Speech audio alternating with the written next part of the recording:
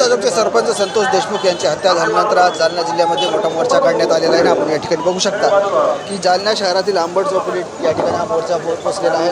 तब्बल 5 किलोमीटर हा मोर्चा पायी चालत या ठिकाणी आलेला आहे आणि या ठिकाणी याच मोर्चाच्या ठिकाणी जे प्रमुख व्यक्ती असतील त्यांच्या भाषणं होतील.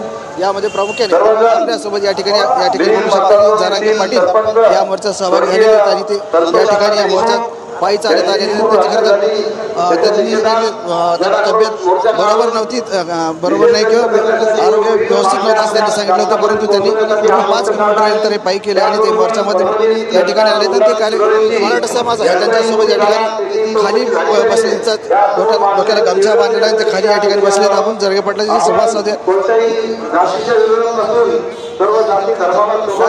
सरपंचाच्या हत्या झाल्यानंतर समाजामध्ये मोठा राग आहे. आज जालन्यामध्ये मोर्चा काढण्यात आल्याचं काय सांगाल? मोर्चा तर निघणारच ना, मोर्चे का नाही जर संतोष भाईला आम्हाला न्याय घ्यायचा आहे तर आम्ही सगळ्या समाजानं प्रतिष्ठा मान सन्मान सोडून सहभागी झाला पाहिजे. आम्ही समाज म्हणून सहभागी, समाजात बसतो, समाज म्हणून आपण सगळ्यांनी आलं पाहिजे. त्याशिवाय संतोष भाईला न्याय मिळणार नाही. न्यायासाठी लढायचं. आरक्षणाच्या लढाई तुम्ही लढता, सोबत संतोष देशमुख यांना न्याय मिळावा ही लढाई तुम्ही लढत आहात.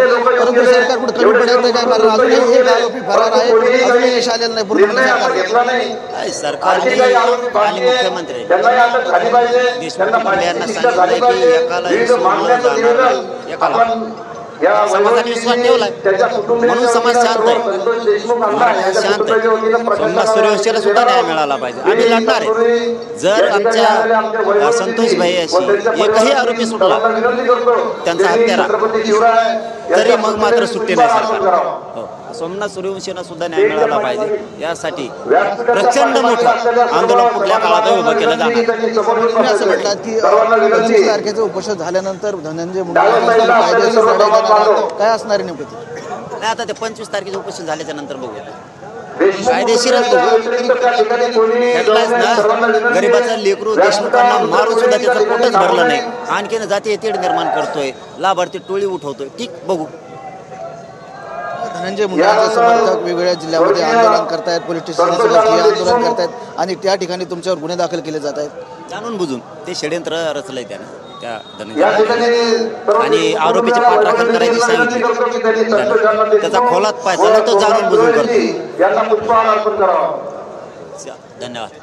आंदोलन असणार आहे आज फक्त मुख मोर्चे निघतात, शांततेत मोर्चे निघतात. पुढचे मोर्चे कसे असणार जर न्याय मिळाला नाही? याच्यातला एक बी आरोपी सुटला तर सगळं राज्य बंद पाडणार आहे.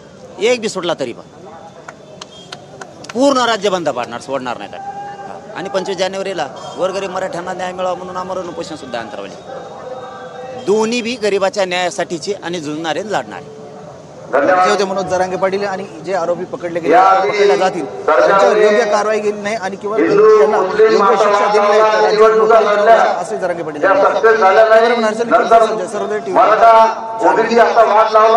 त्यामध्ये सरकार असेल किंवा विरोधी पक्षातले लोक असेल